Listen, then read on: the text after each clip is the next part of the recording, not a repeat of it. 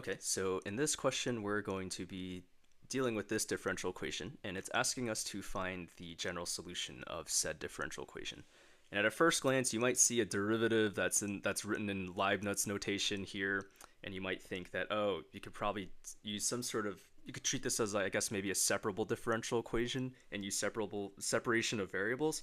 But upon closer inspection, this equation is actually, to find a general solution of it, you're actually going to want to use a integrating factor. And so to make that more obvious, the first thing I'm going to do is I'm going to divide this entire thing by t squared plus 1. And when we do that, the differential equation is going to take the form of dy over dt plus 4t over t squared plus 1 times y is equal to 1 over t squared plus 1. And so from here, it's going to be a little bit more apparent that we're going to want to use an integrating factor, because recall that when you see a differential equation that takes up the form of dy dt plus p of t times y is equal to q of t, when you see a differential equation that looks like this, you're going to want to use an integrating factor. And so here you can clearly see that our p of t term is going to be equal to this fraction, and our q of t is just going to be equal to this fraction over here. And then dy dt is just dy dt. And so from here, now we can set up our integrating factor. And the goal with an integrating factor is, well, you make your integrating factor, and then you distribute that integrating factor with every term in the differential equation, which will ultimately allow you to find a general solution by just integrating both sides, hence the name integrating factor. And so when we do that, I'm going to denote that integrating factor as rho of t, and then also let me rewrite this to make it more obvious that it's a p and not a rho, because they're two different things. So we have, there we go, yeah. And then, so rho of t is going to be equal to e times the integral of p of t dt. I don't know why they use rho. It looks so similar to p, but that's just convention, so I'm going to use rho. But that's that's a rho and that's a p. And so when you do that, now we can integrate this fraction, because we know that p of t is equal to this fraction. So when you do that, you end up with the integral of 4t over t squared plus 1 dt. And then integrating this, that's just a simple u substitution. So we can say that u is equal to t squared plus 1. And then du is going to be equal to 2t dt.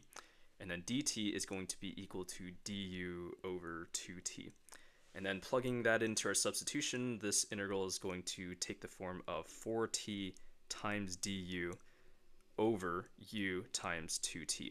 And then these terms are going to cancel, and so this is going to be equal to 2 over u du, which is ultimately going to be equal to 2 times the natural log of u, which we know is equal to t squared plus 1, so 2 times the natural log of t squared plus 1. And even though this is an indefinite integral, and we're using it for an integrating factor, you don't have to add a constant, because we're going to add a constant at the end of this when we do this entire process. And so since we know that this integral, the integral of p of t, is equal to this, we can attach this to our rho of t term. So we can say that rho of t is equal to e times 2 times e to 2 times the natural log of t squared plus 1. And then this can simplify, because the natural log and e, those can cancel out. And so this is going to simplify to t squared plus 1 squared.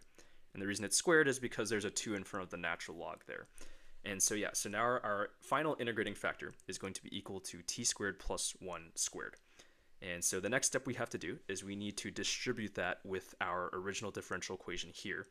So when you do that, let me move this over here. When we distribute that, we end up with a t squared plus 1 squared times dy dt plus 4t times t squared plus 1 squared over t squared plus 1 times y is going to be equal to t squared plus 1 squared over t squared plus 1, like so.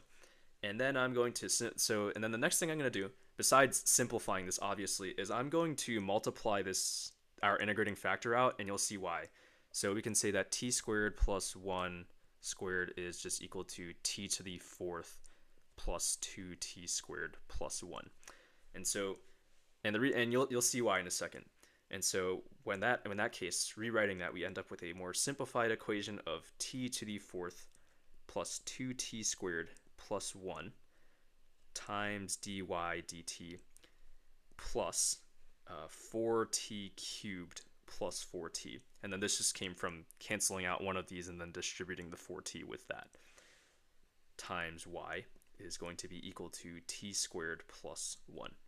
And the reason why I multiply this out is because, as you know, the next step we have to do is we need to integrate both sides. And if you're not entirely sure how to integrate the left side, it might look a little horrible at first, but it's the left side, integrating the left side is actually really, really trivial. Because what you'll notice is, after rewriting it this way, you'll notice that this term is actually the derivative of this term. And then this dy dt is just the derivative of this y. And so we have a derivative here and we have a derivative here. And you'll notice that this takes up the form of when you're using the product rule to compute a derivative.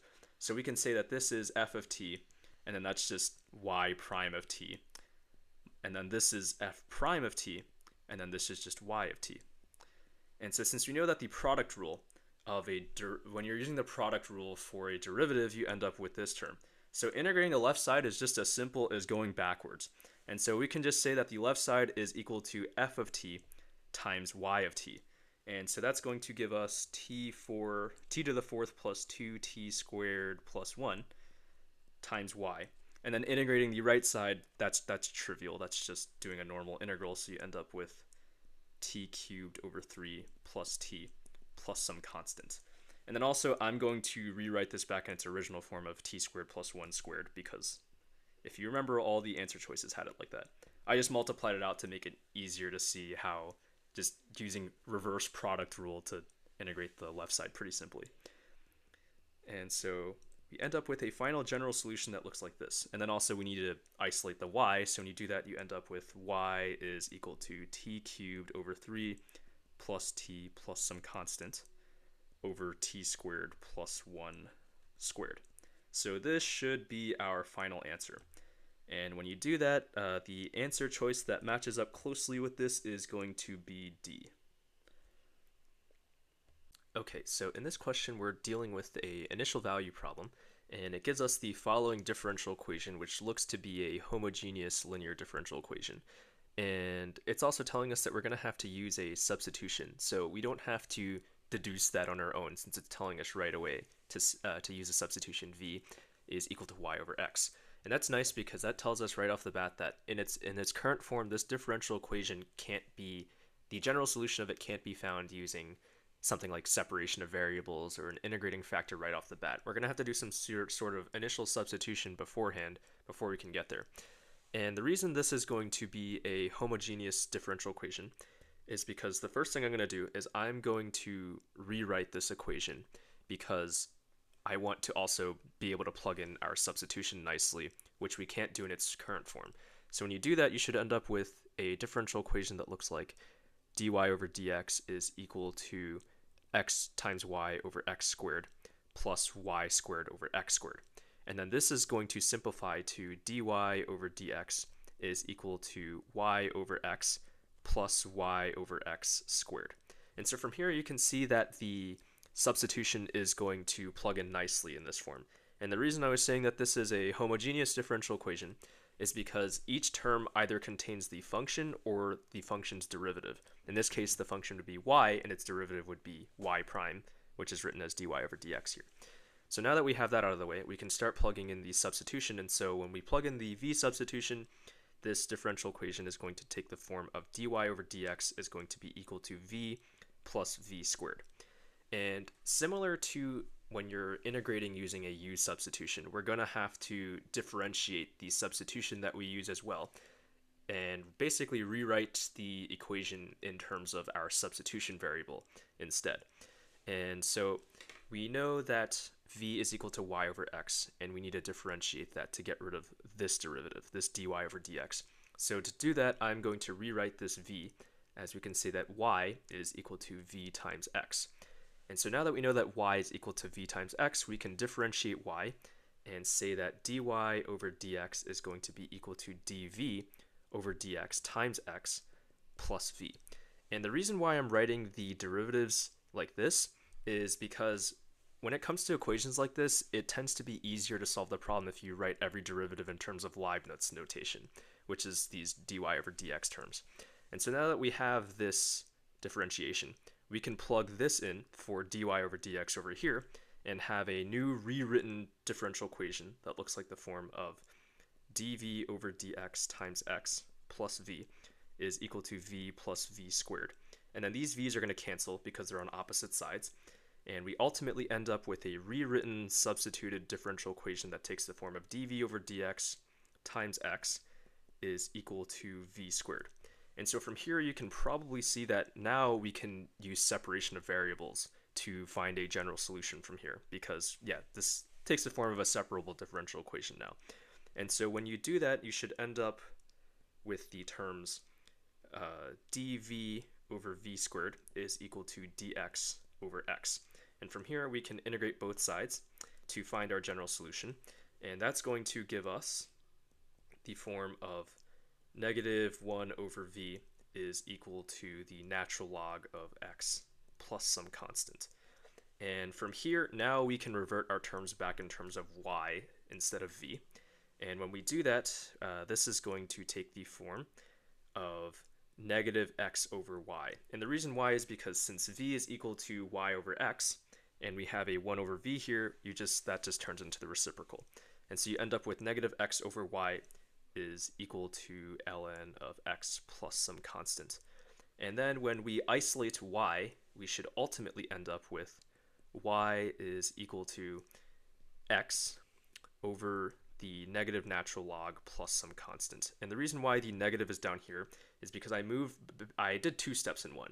So I moved the negative over to this side to make things easier for me when I want to write things in terms of x. And then I moved x to the other side as well. And we ultimately end up with a general solution that takes the form here.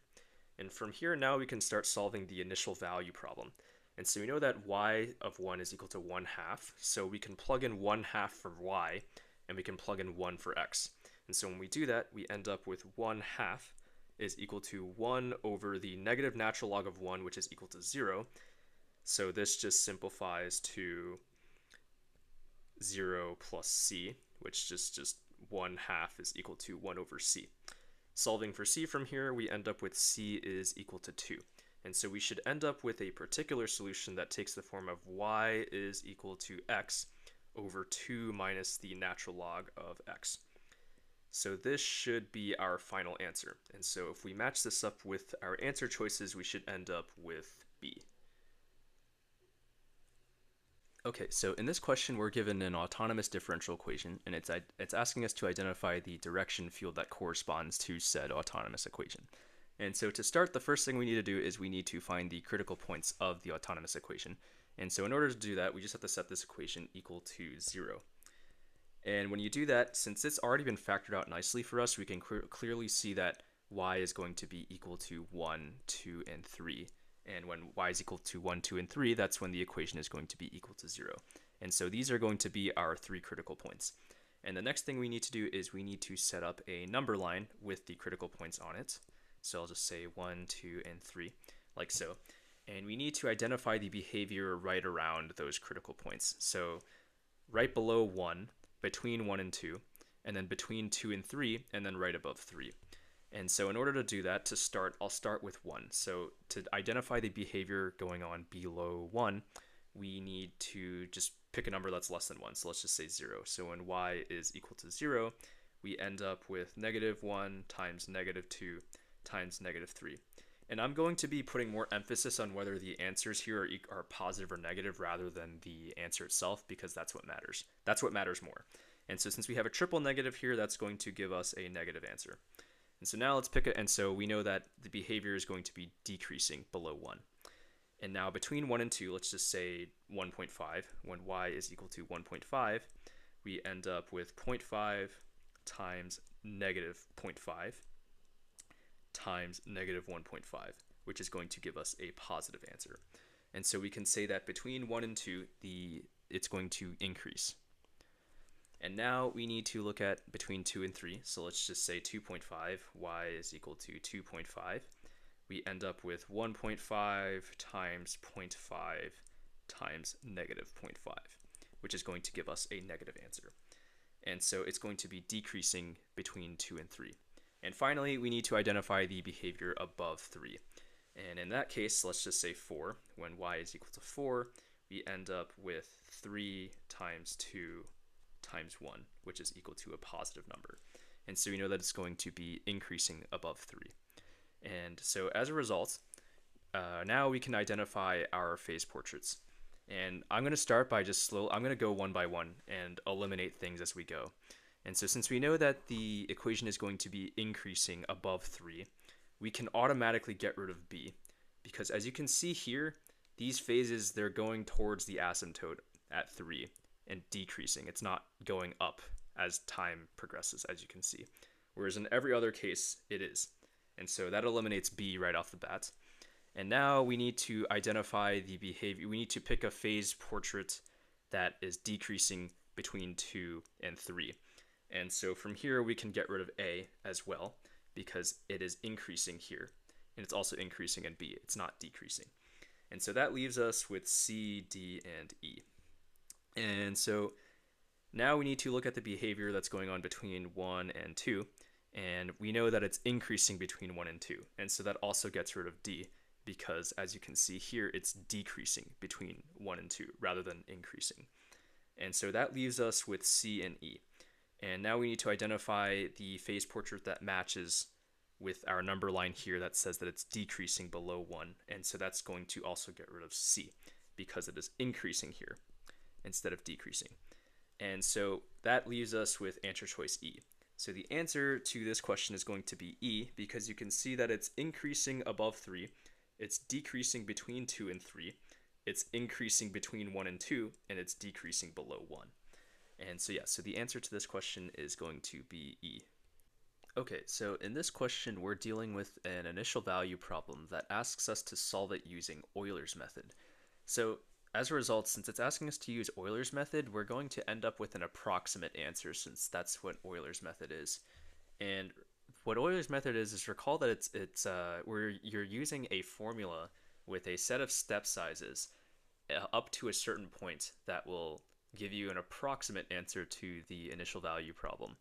And the more step sizes you take, and the smaller each of your steps are, the more accurate your approximation will be. And the closer it'll be to the actual answer of the initial value problem. And so to start, recall that if you were to find an approximation to the initial value problem using Euler's method, then you'd use the formula of y, that's not a y sub n plus 1 is equal to y sub n plus h, which is your step size, times f prime of x sub n and y sub n.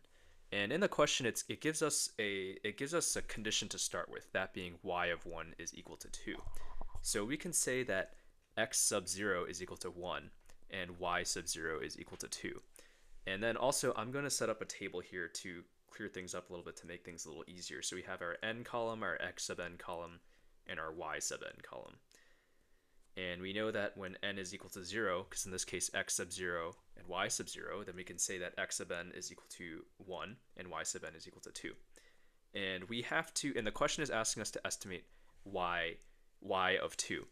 And so in order to do that, what we're going to do is we're going to increment by our step size of 0.5, written over here. And we're going to keep going, we're going to keep adding on step sizes until we reach y of 2. And so n of 1, as written here, is going to be equal to, we can say that y of 1 is going to be equal to y of 0, which is 2, plus our step size, so 0.5, times f prime of x sub n and y sub n. All this function is, it's just the given differential equation here. So we know that y prime is equal to this thing. So we're going to plug in x sub 0 and y sub 0 into each of these terms of this differential equation. And so when we do that, since we know that x sub 0 is 1, we can say y sub 0 is 2. We can say 2 times 1 times 2. And then, there we go. If my computer will listen to me. Okay, there we go. And then minus 1 minus, that would be 2. Yeah, 2 over 2 times 1. And then we can simplify this down and we'll find y sub 1. And when we do that, we end up with 2 plus 0.5 plus 4 minus 1 minus 1, which is going to simplify to 3. And so, and x sub n, that increments by the step size. So x sub n when n is equal to 1 is going to be 1.5. So when x sub n is equal to 1.5, y sub 1, yeah, so when x sub 1 is equal to 1.5, y sub 1 is going to be equal to 3, as we calculated here. And then we have to do this only one more time, because when we increment by another step size, we end up with 2 for n equals 2. So y sub 2 is going to be equal to 3, as we found here, because that was the y sub 1, so the previous pass, plus our step size. And then we're going to plug in, instead of 1 and 2, we're going to plug in these values over here, 1.5 and 3, into the differential equation here.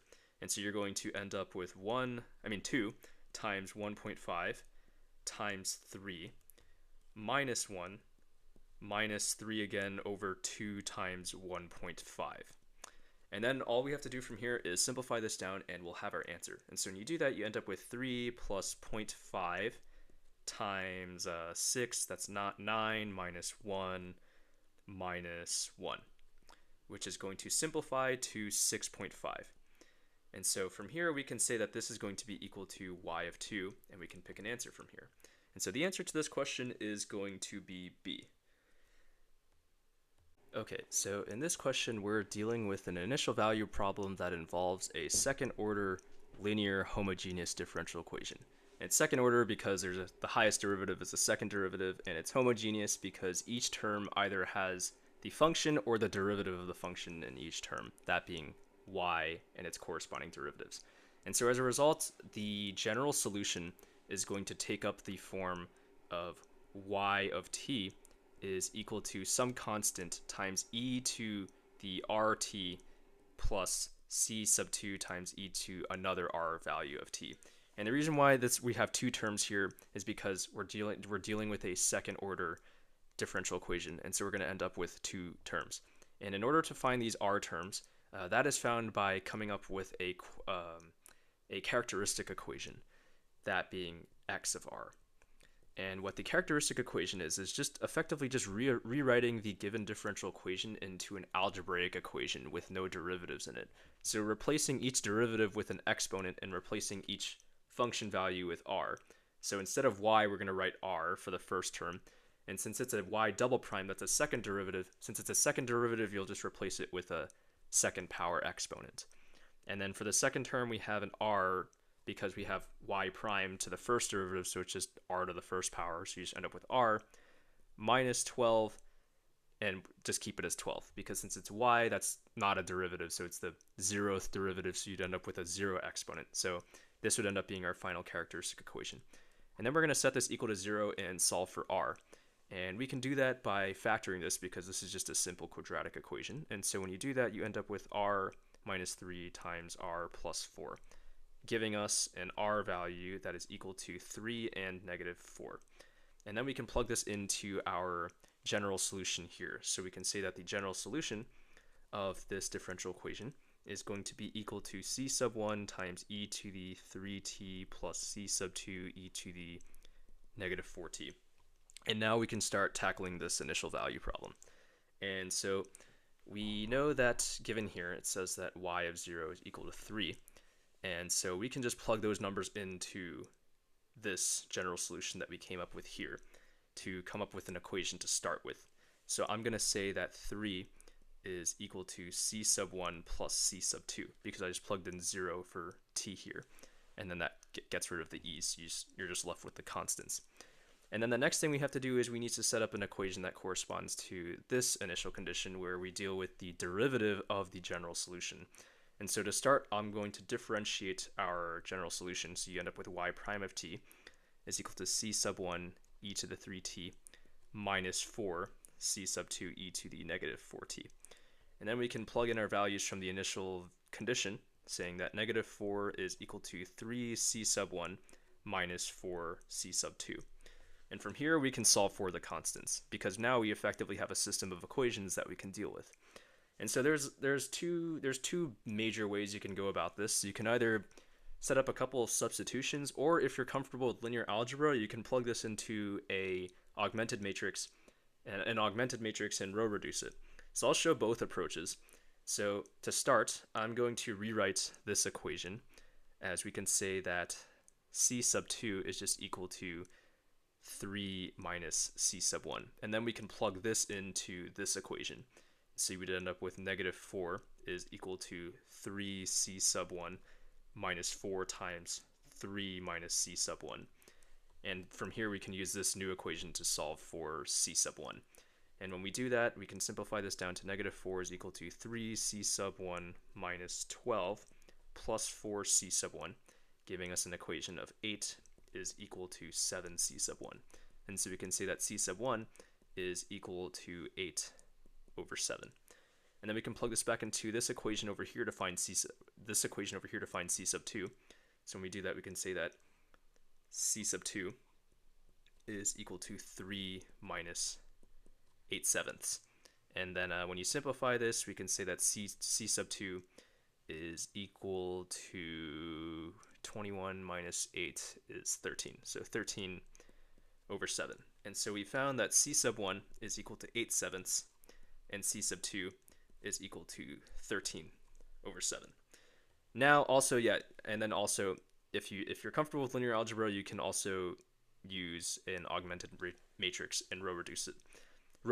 And so when you do that, you'd end up with an augmented matrix that takes up the form of 1, 1, 3, and then 3, negative 4, and negative 4.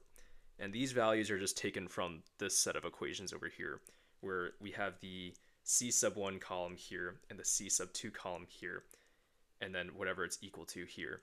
And then we have y here and y prime here. And then from here, we just have to do the row reduction. So to start the first pass,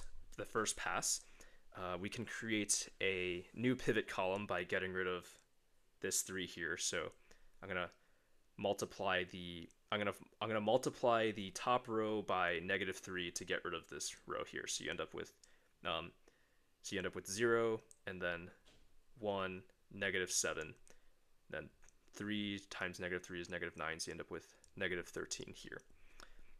And then for the next pass, then I'm going to simplify the second row a little bit, the bottom row. So you end up with 1, 1, 3 times 1 bar, and then 13 over 7.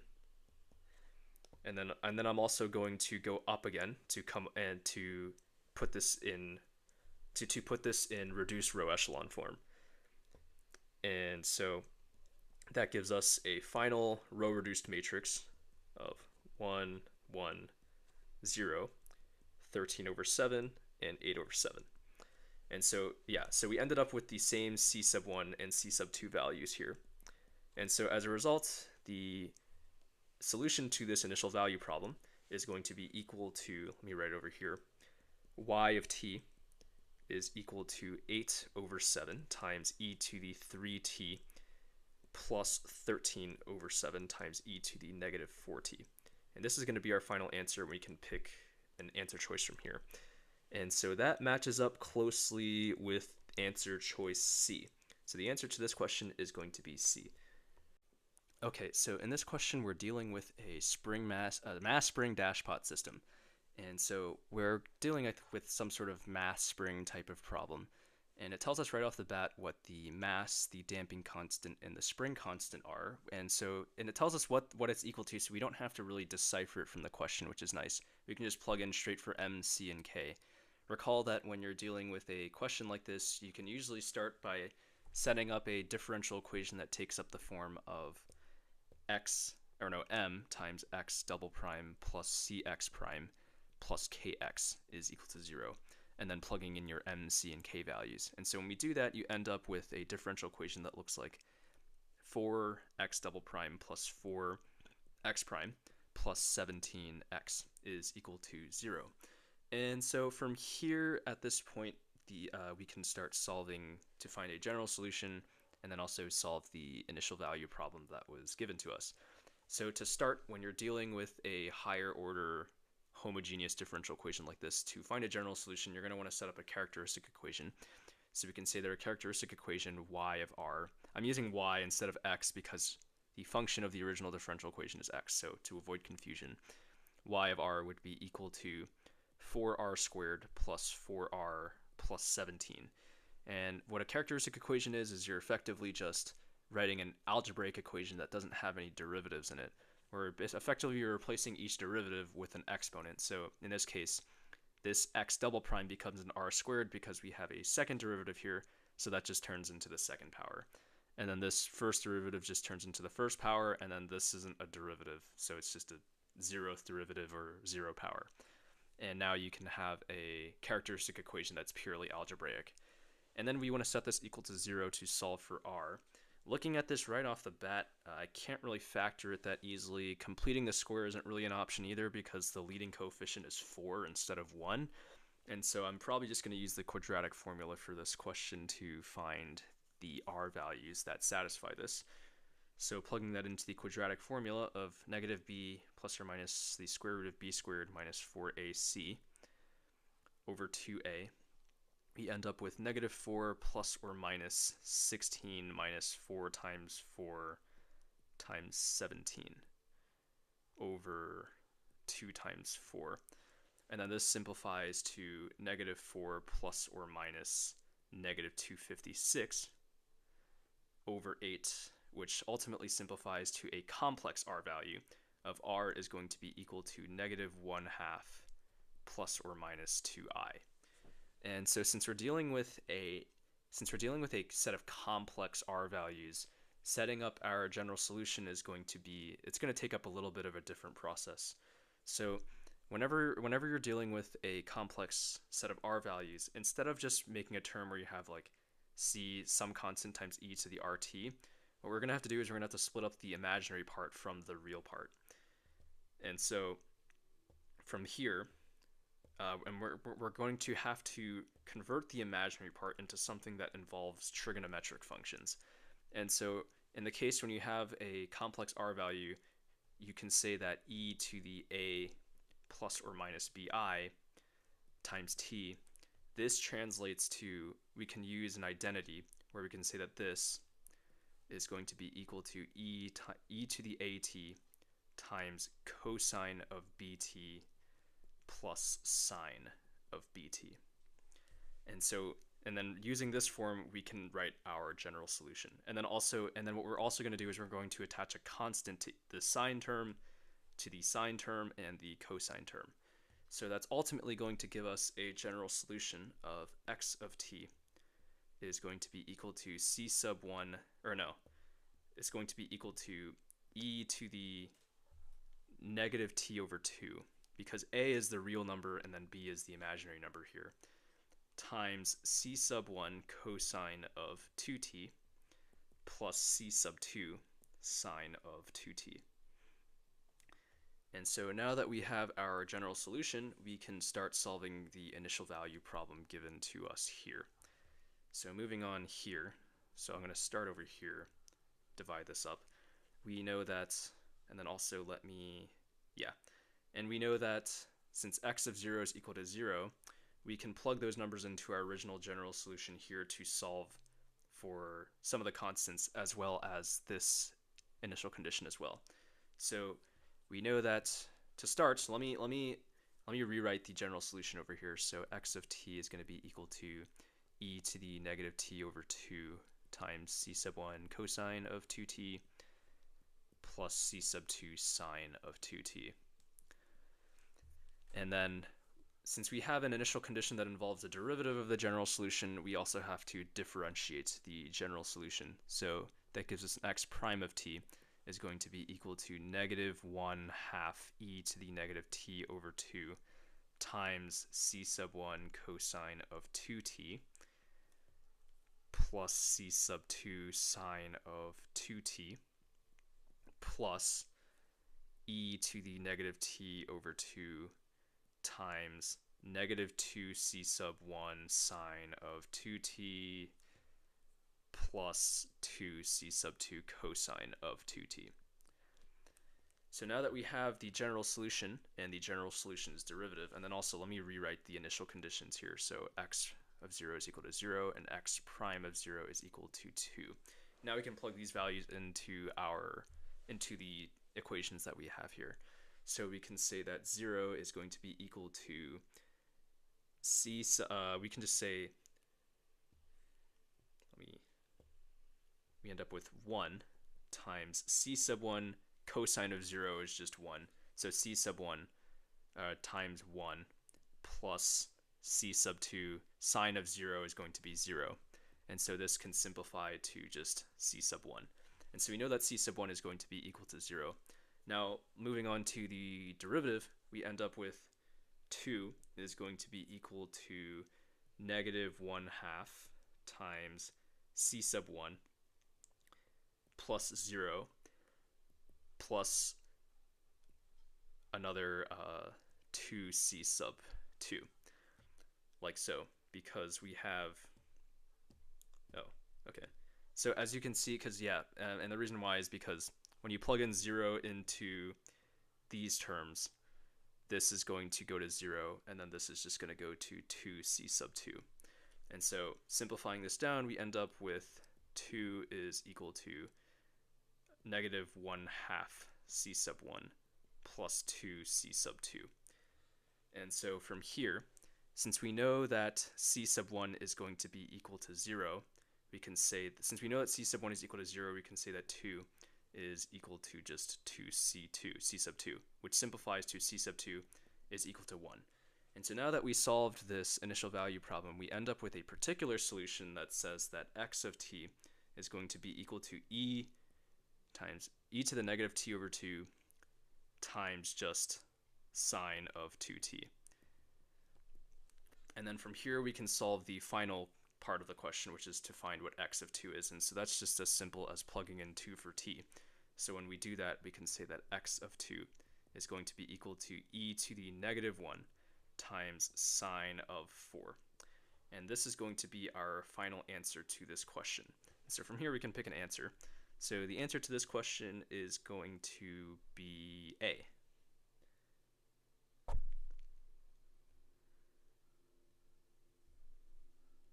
Alright, so in this question, we're given a general solution, and it's asking us to match the corresponding differential equation in the answer choices here that match up with the general solution given to us. So it's basically similar to the previous two questions on this exam, but just going backwards. So it's, as you could say, it's kind of testing how well you understand how characteristic equations work when you're finding a general solution to a higher order homogeneous differential equation. And the reason I mention a higher order homogeneous differential equation is because a general solution, what you'll notice here is we have three constants with e terms attached to it. And so that the only way you'd end up with that is with a higher order differential equation. And so the first thing we have to, so in order to go about this problem, we have to kind of try to dissect a characteristic equation from it, and then translate that characteristic equation back into its original differential equation. And so to do that, the first thing I'm going to do is, ignore my wallpaper. So we end up with, So we have, what you'll notice here is we have a 4t, an e to the 4t and another e to the 4t term here. And so we can deduce that two of the r values in this case we could say are equal to 4 and 4, where we have a repeating case. And we know that it's a repeating case because, well, they're both 4, and then also there's a t here, which is what you have to do when you have to attach a t every time you have a repeating case. But here's the kicker. This is kind of a bait question because you'll notice that this is just a constant, and so you might think that, oh, these are the only two r values that we're dealing with. But no, there's actually a third r value. And the reason why I know that there's a third r value is because if there's only two r values, this constant wouldn't be here to begin with. This would actually be equal to c sub 3 times e to the 0t. And so we know that one of the r values was actually 0. And there is a case where that is possible, and I'll show you how. So since we know that r is equal to 4, 4, and 0, we know that that's when the characteristic equation was equal to 0. So we can deduce that this came from the equation r minus 4 times r minus 4 times r is equal to 0. And so this would be equal to this would be equal to the characteristic equation. And so it's just a matter of foiling this and multiplying things out to give ourselves a easier to read characteristic equation. And so you'll notice here is there's this outside r term here. This is what's going to give us the 0 term. And that's why there's 3 r values. And so when we FOIL things out, we end up with a simplified characteristic equation of x of r is equal to r squared minus 8r plus 16 times r, which just equals r cubed minus 8r squared plus 16r. And so this is the characteristic equation that gave us this general solution, and all we have to do is translate it back into its original differential equation. And so recall that if you remember how characteristic equations work, an exponent is equal to what order derivative it was in the original differential equation. So since we have a third power here, that's equal to a third derivative. So this is going to become a y triple prime. And then this second power, that translates to a second derivative. So that's going to turn into minus 8y double prime. And then this is going to translate to a first derivative. So we end up with plus 16y. And so this is the original differential equation that gave us this general solution. And so from here we can pick an answer. And so I believe that answer is going to be C. Yeah, so the answer to this question is going to be C. All right, so in this question we're dealing with an equation, and it tells us to find the value of the parameter of alpha for which the equation is exact, and then find an implicit solution of the initial value problem. So recall that when you're dealing with a differential equation that's exact, that's what allows you to find an implicit solution to said differential equation. And what it means for an equation to be exact is when you have two terms. So I'm going to call them, let's just call them m and n. And we know that a differential equation is exact when the partial derivative of m with respect to y is equal to the partial derivative of n with respect to x. And in order to determine what the m and n terms are, what you'll notice here is, well, this equation has been conveniently split up for us beforehand by having a polynomial here and a polynomial here attached with a dx and a dy term here. And so it makes it easier for us to figure out what our m and n functions are going to be. And so as you can see here, we have a dx term. And so you know that this is going to be m because we know that when we're finding our partial derivatives, we want to find the partial derivative of the term with respect to the opposite variable of the dx term here. So since this is a dx, we're going to find the partial derivative of this with respect to y. So I'm going to call this just partial m partial y over, well actually no, let me just write this as m, as just m of x and y, and then this is n of x and y. And so from here we just have to compute our partial derivatives. So taking the partial derivative of m with respect to x gives us, with respect to y, gives us a term of it gives us a term of 4xy, just 4xy. And then taking the partial derivative of n with respect to x gives us a term of 2 alpha xy. And so as you can see from here, it's a little easier to figure out what alpha is in order for partial m with respect to y to be equal to partial n with respect to x. That's just as simple as, since we want this to hold, we're going to set these two partial derivatives equal to each other. So we can say that 4x of y is equal to 2 alpha x of y. And then just simplifying this and solving for alpha, we end up with alpha is going to be equal to 4x of y over 2x of y, which just simplifies to 2. And so alpha, in this case, is going to be equal to 2. So when alpha is equal to 2, we have an exact equation.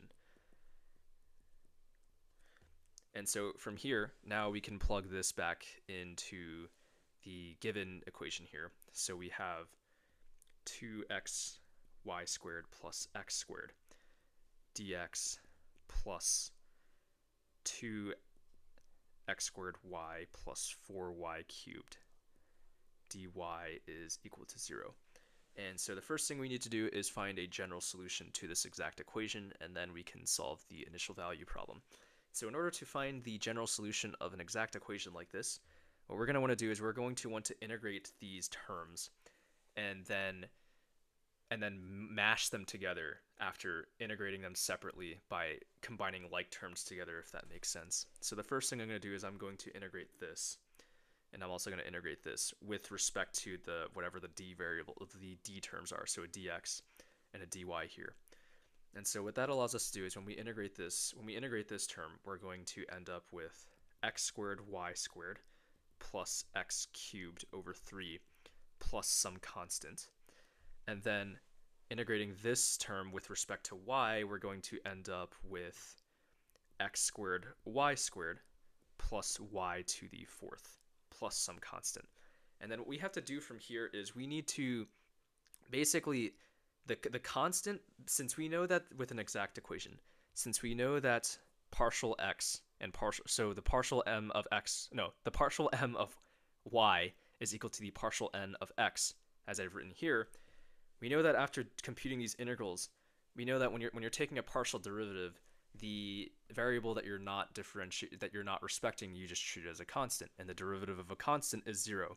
And so with that in mind, we can say that these constants are equal to some sort of term that is of the opposite variable. So since this was integrated with respect to x, we're looking for a term that has only y in it.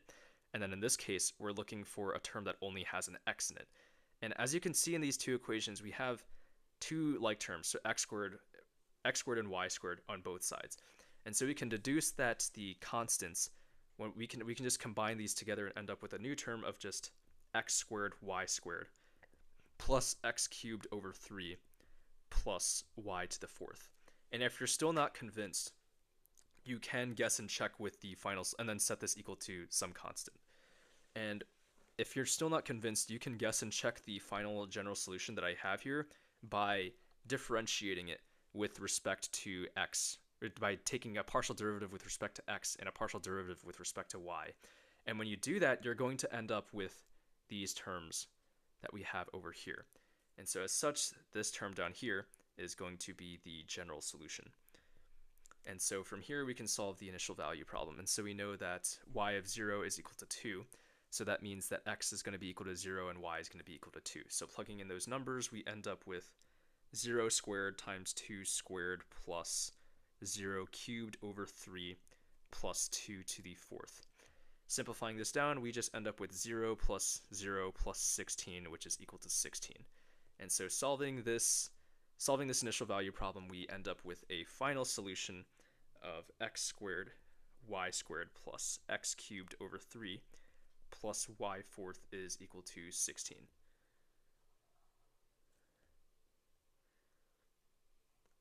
All right, so a ball with mass 0.2 kilograms is thrown upwards with an initial velocity of 49 meters per second from the ground. There's a force due to air resistance of magnitude v over 25 directed opposite to the velocity. How much time does it take for the ball to reach its maximum height? And use that the gravitational acceleration is g is equal to 9.8 meters per second squared. So now that we have all of the information that we need for this problem, we're going to need to set up an equation that has to deal with forces and then go from there. And so to start, the first thing I'm going to do is recall that we know that force is equal to mass times acceleration. That's going to be important throughout this question.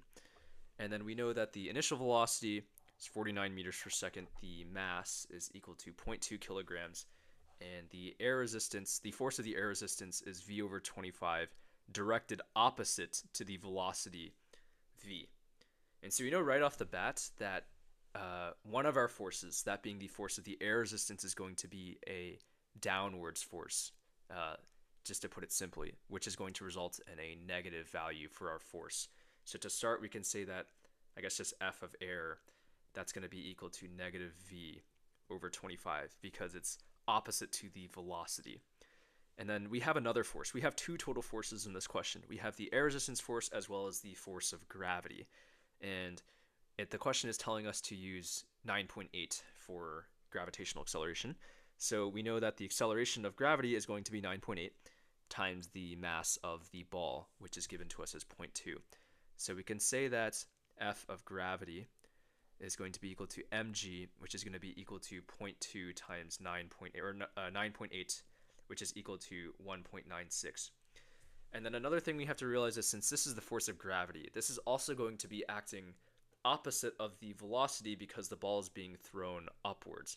And so gravity is also going to be a downwards force, which results in a negative force equation. So negative mg or negative 1.96. And then, so we end up with a net force equation of F net is going to be equal to negative 1.96 minus V over 25. And then the next thing we need to do is we also need to relate these forces with our velocity. And so recall that, and in order to do that, we need to relate velocity with acceleration. And recall that based on what the derivatives of position are, we know that if p is position, we know that velocity is equal to the first derivative of position, so p prime, and we know that acceleration is equal to the derivative of velocity, or the second derivative of position. So with that in mind, we can say that acceleration is going to be the derivative since we know that the derivative of velocity is going to be acceleration, we can replace this F net. I'm going to replace that with mass times acceleration, and then I'm going to replace acceleration with the derivative of velocity instead. And that gives us a differential equation where every term has something to do with velocity instead of multiple different terms.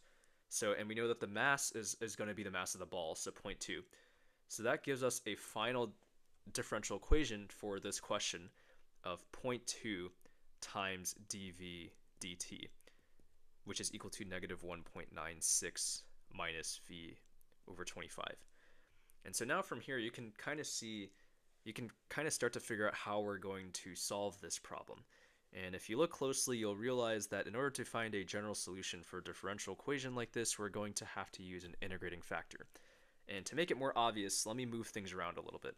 So if we divide this entire thing by 0.2 and then rearrange some of the terms to the opposite ends of this equal sign, you're going to end up with dv dt plus not 1.96. dv dt is equal to 1 over 25. 1 over 5 times v is equal to negative negative 9.8. And so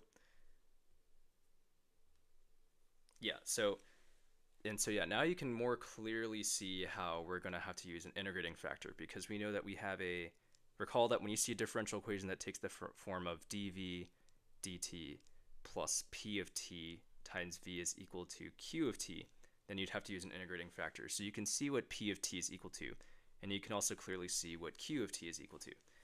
And so from here, now we can set up our integrating factor and come up with this general solution. So we know that for an integrating factor, which I'm going to call rho of t is going to be equal to e times the integral of p of t. And so since we know that p of t is equal to 1/5, then we can say that the integral of 1/5 is going to be just equal to t over 5. And so our integrating factor is going to be equal to e to the t over 5. And so now that we have our integrating factor, all we have to do is we need to distribute that integrating factor with each term in the original differential equation, and then integrate both sides, and we'll have a general solution. So when we do that, we end up with a new equation that takes the form of, I'll write that over here. Let me put an arrow over there. Oh no, that's sloppy. Let's do it like this. Moving this over here, we end up with a new equation that takes the form of e to the t over 5 times dv dt plus we end up with 1/5 e to the t over 5 times v is equal to negative 9.8 times e to the t over 5. And so from here, and then let me also move this arrow out of the way too, because I'm going to have to add some more stuff. There we go. The next thing we're going to have to do is now we're going to have to integrate both sides. And so when we do that, so integrating both sides, we end up with, for the right side is going to be pretty simple. That's just a normal integral. So I'm going to say that that's equal to that's going to end up being equal to negative 49 times t to e to the t over 5 plus some constant.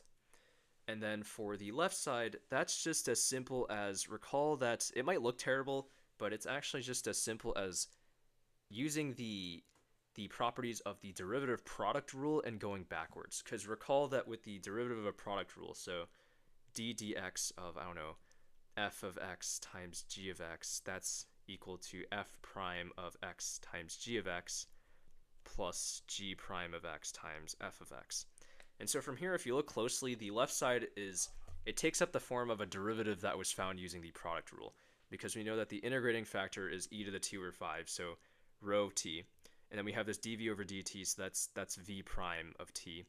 And then we have the derivative of rho of t over here, so plus rho prime of t times just v, so v of t. And so as a result, this integral is just going to be reverse power rule of the derivative power rule thing. So you end up with an integral that's just the integrating factor times v, so e to the t fifths times v. And so as a result, now we have our general solution.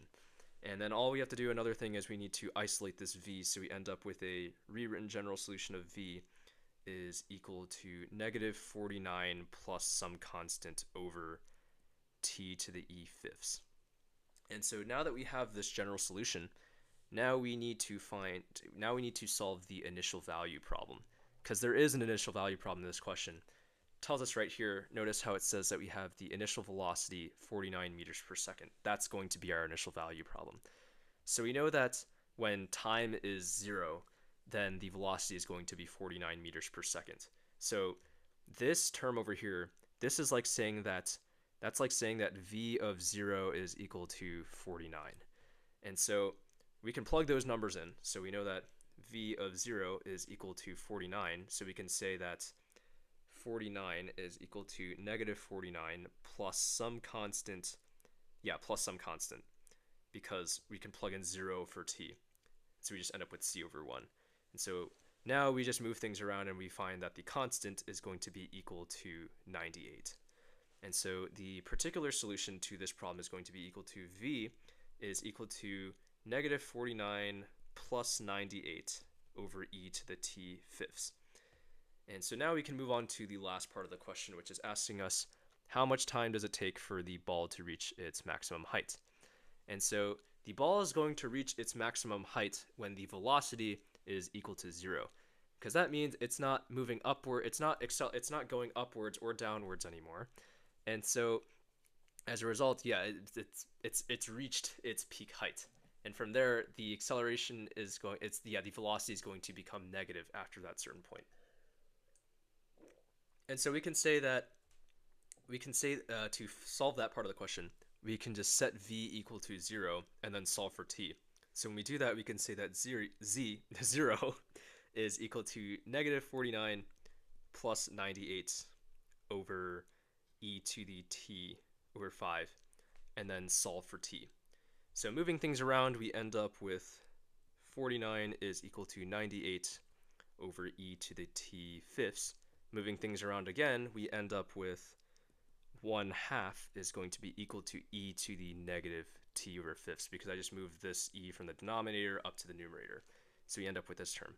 And then we also have to get rid of this e, so we can cancel that out by using natural log. So we can say that the natural log of 1/2 is going to just be equal to negative t fifths.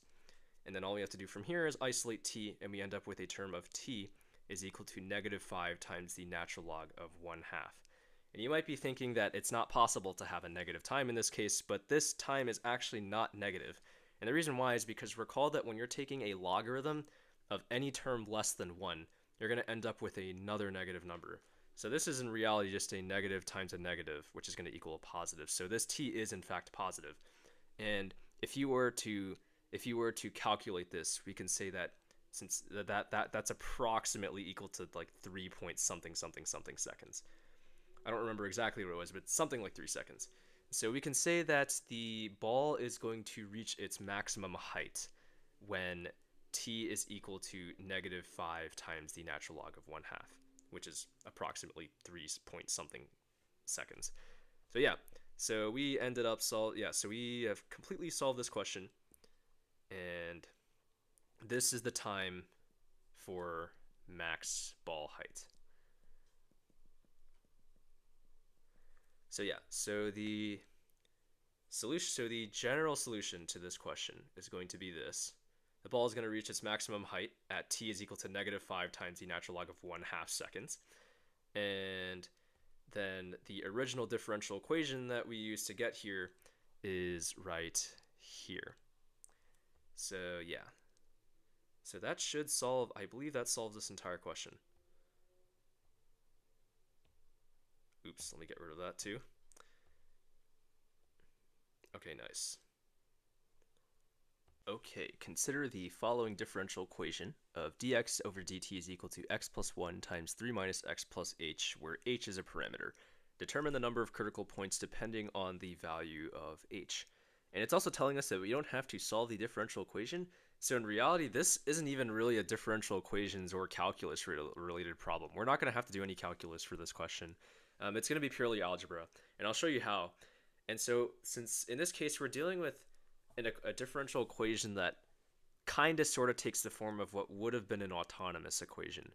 And it's asking us to find what the number of critical points are, but that's going to change depending on what h is. And I'm going to show you how. So the first thing I'm going to do is, if we rewrite this down here, x plus 1 times 3 minus x plus h. The first thing I'm going to do is I'm going to simplify this. And when we do that, we end up with a simplified expression that looks like 3x minus x plus 3.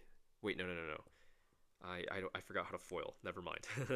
So we end up with 3x minus x squared plus 3 minus x plus h, which simplifies to negative x squared plus 2x plus 3 plus h. And I'm going to put this in parentheses, and the reason why is because when you put it this way, you can clearly see that we end up, this differential equation is quadratic.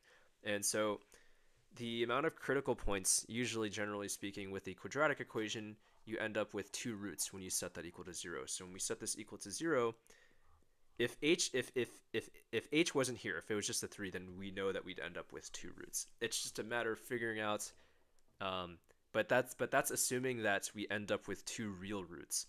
And so for critical points, you need to have real roots. Even though there is the case where you can end up with complex roots, those wouldn't be valid for this question. And so for here, I'm going to bring in the quadratic formula, and there's a reason for that. So recall that that is negative b plus or minus the square root of b squared minus 4ac over 2a.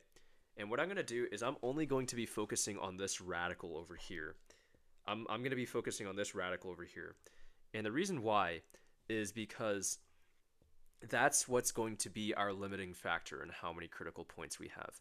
Because as you can see here, our c term, so this 3 plus h has h in it, which h can be anything. And so depending on what h is, when we put that into this when we put that into this radical over here,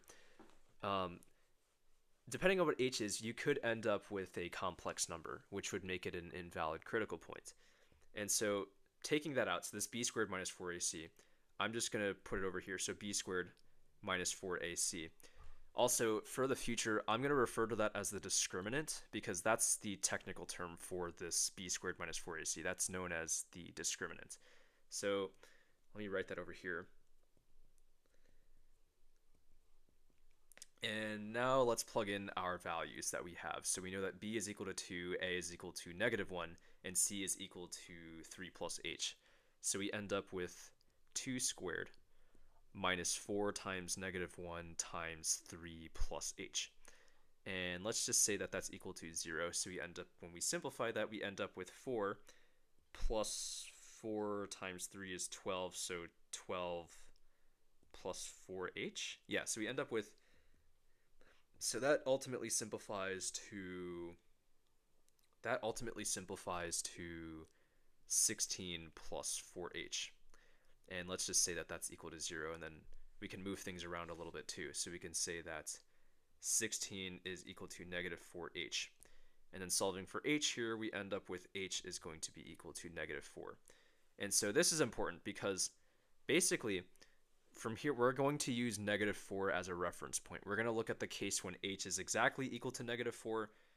Let me write that over here. So we're going to look at the case of when h is equal to -4, h is less than -4, and when h is greater than -4.